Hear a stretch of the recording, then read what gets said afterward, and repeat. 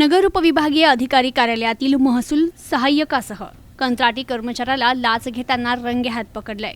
राष्ट्रीय महामार्गासाठी संपादित करण्यात आलेल्या शेत जमिनीच्या नुकसान भरपाईची रक्कम मंजूर करून देण्यासाठी 1 लाख रुपये मागितल्याप्रकरणी उपविभागीय अधिकारी कार्यालयातील महसूल सहाय्यक आणि एका कंत्राटी कर्मचाऱ्याविरुद्ध भ्रष्टाचार प्रतिबंधक कायद्यान्वये अहिल्यानगर शहरातील कोतवाली पोलीस ठाण्यात गुन्हा दाखल करण्यात आलाय। लाचलुचपत प्रतिबंधक विभागाच्या कारवाईमुळे महसूल विभागात मोठी खळबळ उडाली आहे। यामध्ये महसूल सहाय्यक मंगेश ढुमणे आणि कंत्राटी कर्मचारी अमोल खामकर यांचा समावेश आहे। तक्रारदार आणि त्यांच्या कुटुंबियांच्या मालकीची श्रीगोंदा तालुक्यातील मौजे जंगलेवाडी येथील 143 गुंठे जमीन राष्ट्रीय महामार्ग क्रमांक 548D वरील रेल्वे उड्डाणपूल प्रकल्पासाठी शासनाने संपादित केली होती।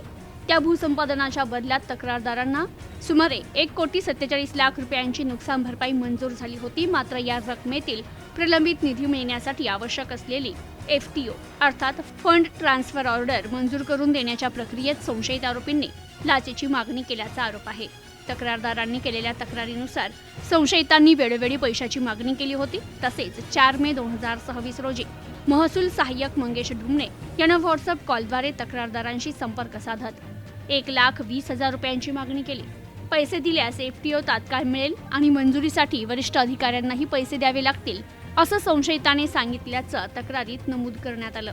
या तक्रारीची गंभीर दखल घेत लाचलुचपत प्रतिबंधक विभागाने 6 मे रोजी लाच मागणी पडताळणी कारवाई केली। त्यात मंगेश ढुमणे आणि अमोल खामकर यांनी तक्रारदारांची नुकसान भरपाईची रक्कम मिळवून देण्यासाठी आवश्यक असलेली FTO मंजुरी मिळवून देण्याच्या मोबदल्यात 1,20,000 रुपयांची लाच मागितल्याचं आणि ती स्वीकारण्यास सहमती दर्शवल्याचं स्पष्ट झाल्याची माहिती ACBनं दिली आहे। Bureau report news today 24 Ahilyanagar.